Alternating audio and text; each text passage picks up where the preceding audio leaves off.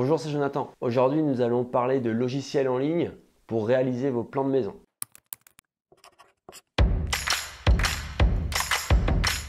Cette vidéo n'est pas une vidéo tuto pour vous apprendre à vous servir de Cozy Casa ou de Home by Me. Les tutos existent déjà et j'ai un avis assez tranché sur les tutos. Aujourd'hui, les sites nous facilitent la vie pour la prise en main des outils. Pour nager, il faut prendre un peu de temps et se mettre à l'eau, tout simplement. Moi, je travaille plutôt sur papier, mais il y a un an, j'ai écrit un article là-dessus et je me suis dit, tiens, comme je ne me suis jamais servi d'un logiciel pour faire un plan en ligne, je vais prendre le plan de ma maison et je vais aller passer une demi-heure sur chacun, on va dire des 5 principaux, et je vais voir ce que ça donne, tout simplement pour quelqu'un qui n'a jamais touché aux outils, lequel est le plus rapide à prendre en main, le plus sympa, le plus facile, avec le plus d'options, etc., etc. Donc ceux que je suis allé tester, ce sont des outils accessibles à tous.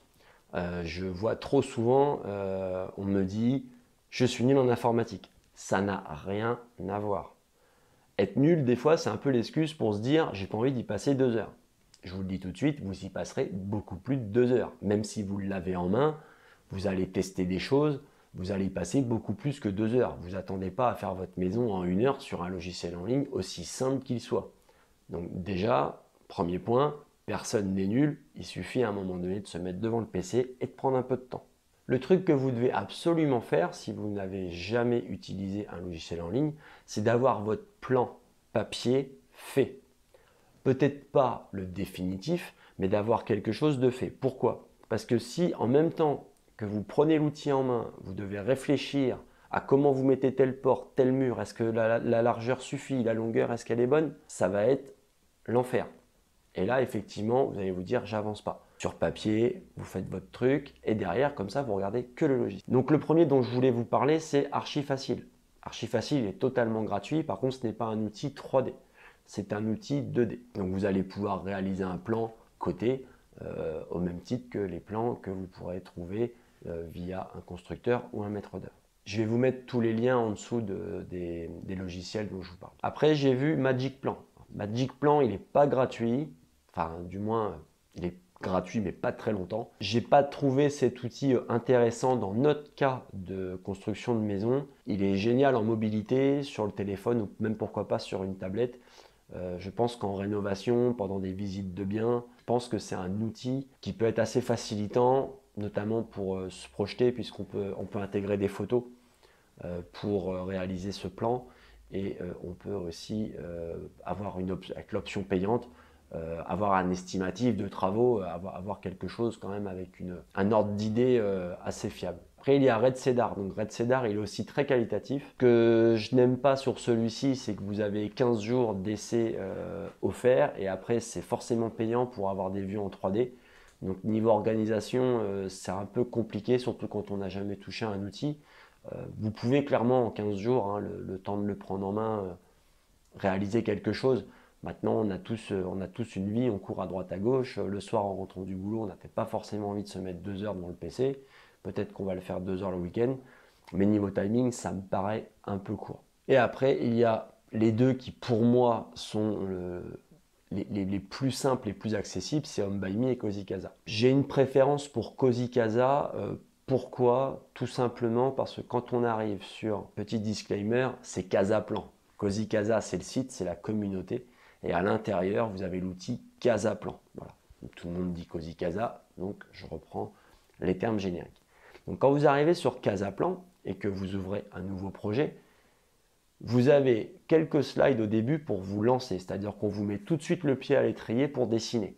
Et vraiment, vous maîtrisez, en une demi-heure, vous maîtrisez à 60%, vous maîtrisez rapidement l'outil. Et donc vous allez commencer par mettre ce qu'ils appellent les gros murs.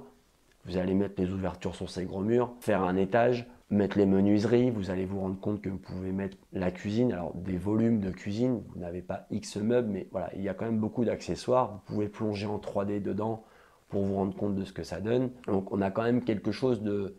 On vous met vraiment le pied à l'étrier tout de suite et ça c'est intéressant parce que ça motive quand on voit qu'on avance. Home by Me fonctionne aussi très très bien.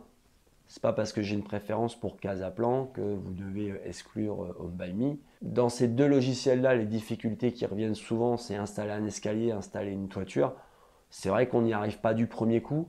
On va mal placer l'escalier au départ, on va se bouger de 10 cm, mais encore une fois, l'idée c'est de pouvoir mettre un plan, de mettre des couleurs au sol, des couleurs au mur, de se projeter à l'intérieur avec une vue 3D et d'avoir quelque chose quand même qui ressemble à ce que vous avez en tête. L'autre avantage de Cozy Casa et de Home by Me, c'est que ils ne vous le disent pas au début, mais moi je vous conseille de commencer par mettre la forme de votre terrain si vous en avez un.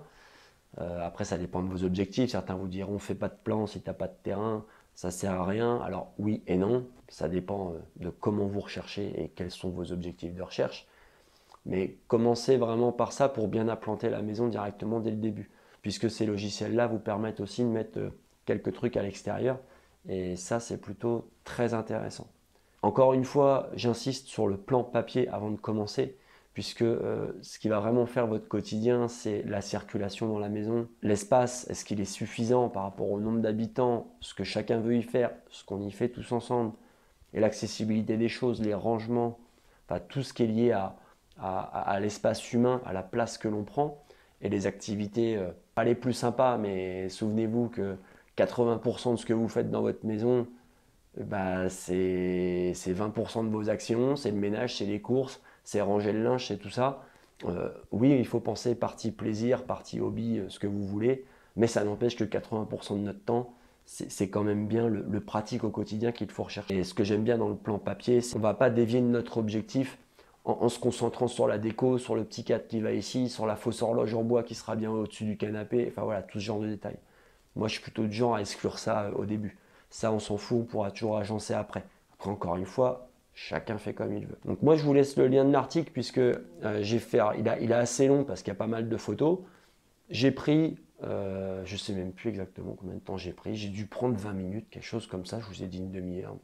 Enfin, j'ai pris le même timing à l'époque avec les 5 outils. Et comme j'en avais jamais utilisé aucun, au moins ça vous aiguille un peu dans le choix à faire. Ceci dit, même si j'ai exclu Magic Plan, j'avais exclu SketchUp aussi parce que j'ai trouvé qu'en prise en main, c'était quand même assez compliqué.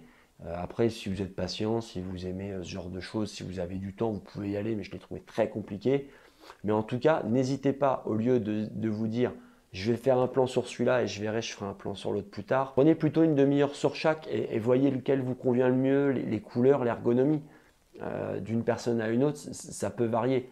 Je pense qu'aujourd'hui, avec tout ce qu'il y a sur Internet, chacun peut trouver l'outil qui lui correspond le mieux. Donc ne passez pas 3 heures sur un, allez plutôt faire, comme j'ai fait moi, pourquoi pas un quart d'heure, 20 minutes, mais je pense qu'une demi-heure c'est bien, sur chaque, pour voir ce qui vous irait le mieux. Ce serait dommage de vous dire au bout d'une semaine et de quelques heures passées que finalement le lin correspondait plus à vous, tout simplement. Donc je vous laisse le lien de l'article, profitez-en si vous êtes au tout début de votre projet pour télécharger les PDF offerts. Quant à moi, je vous dis à la semaine prochaine. Bye bye.